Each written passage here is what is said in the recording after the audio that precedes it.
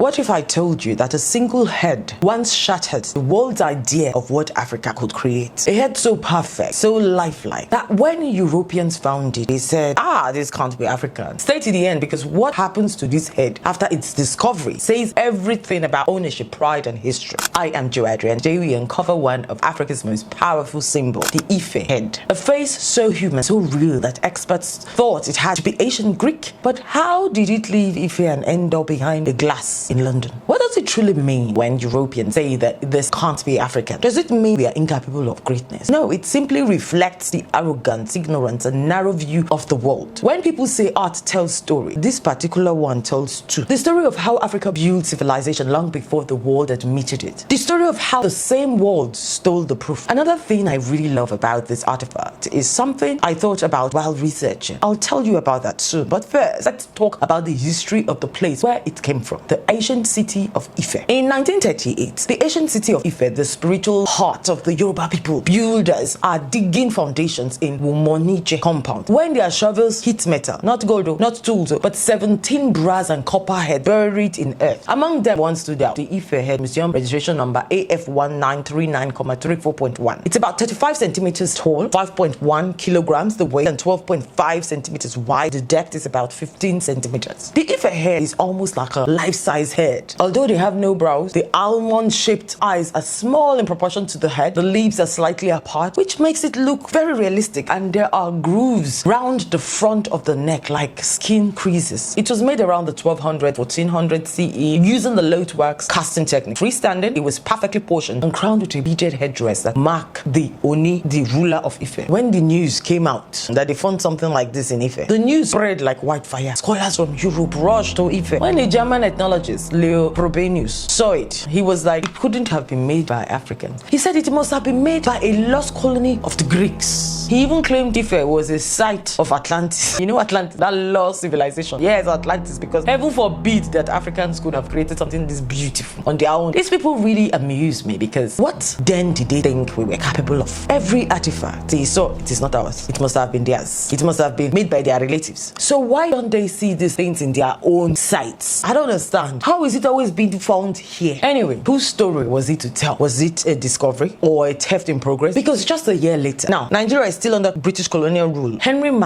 Bates, editor of the Nigerian Daily Times at that time, bought one of these heads in Ifẹ. And in 1939, he sold it to the National Art Collection Fund in London, who passed it to the British Museum, where it is now sitting today. Sometimes we are our own problems, cause why did we even say it in the first place? Why did we sell it in the first place? Who even sold it to him and why? Let me know what you think. Drop your thoughts in the comment, because we sell things that we do not actually know the value, right? But when they now buy it, or they now steal it, take it abroad, rebrand it, clean it, restore it, put it in a glass wall, maintain it, and the price excavates, then we are shouting, oh, we made it. So I think we should start learning from history. When you find something in your backyard under that ground, please close your mouth first. Think about how you can safeguard it so it won't be taken from you and your credit won't be robbed off you. Now, you see, every empire has a way of rewriting story. When this head reached London, experts described it as an anomaly. They displayed it next to the Greek sculptures, as if to say, see, it looks European. But the truth, the artistry was 100% African, indigenous Yoruba. Let's talk about Ifẹ itself. According to the Yoruba belief, Ifẹ is where it all began, life all began, the place where Olodumare sent the gods to create the world. This leads us back to what I spoke about earlier while researching. So according to historical stones, Ifẹ is the center of the world, and the first ruler, Oni of Ifẹ, was called Oduduwa, and he was eldest of God's descendants from heaven. He sent out his 16 sons with beaded crowns to rule kingdoms of their own. So do you remember when I mentioned that there were 16 other heads found in Wumonije compound?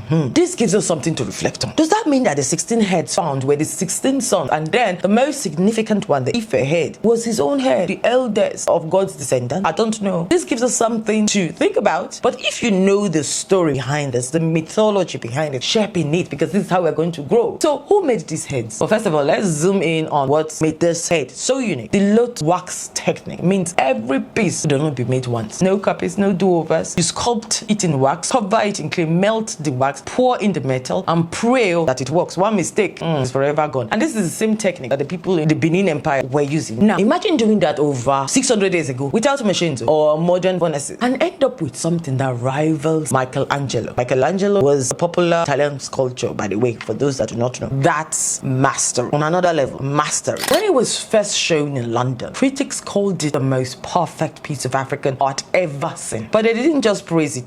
They tried to claim it. I think that's what annoys me the most. They said, it must have been Greek. It's too beautiful to be African. Imagine that. And while everyone argued about its origin, the head quietly changed hands, crossing borders like contraband. First, from Ifẹ to Paris, then to London. By the time Nigeria moved to stop exports of antiquities, it was already long gone. That one head, amongst many others, forced colonial authorities to finally enact a law banning the export of Nigerian artifacts in 1938. So now you've learned a bit of legal history. But here's the thing. This head didn't just survive colonization. It now became a symbol. Today, you'll find its likeness everywhere. Universities, emblem, on currencies, in art, on t-shirts, even in the logo of Obafemi Awolowo University. Still, it sits in the British Museum under the label Bronze Head from Ifẹ, purchased in 1939, registration number EF1939,34.1, with no mention of how it left Ifẹ. Just purchased. Something created to honor an Oni now stands stripped of meaning, locked in a glass case, surrounded by foreign lights, admired by strangers who will never know what a calm gaze meant to the people of Ifẹ. Bronze Head from Ifẹ, purchased 1939. But does it still have a meaning to the people of Ifẹ? Let me know what you think. They loved the sculpture, but not the civilization. They admired the art. Even Frobenus, who helped publicize it, couldn't admit it came from African hands. Because to admit that was to rewrite everything they believed about Africa. So he would rather stick to what he claims an hypothetical lost city of Atlantis. So Atlantis, they are backyard here in Ifẹ. But centuries later, the truth outlived the lie. The Ifẹ head forced the world to look again and to finally acknowledge that African art wasn't primitive. It was profound. Meaning of the Ifẹ head.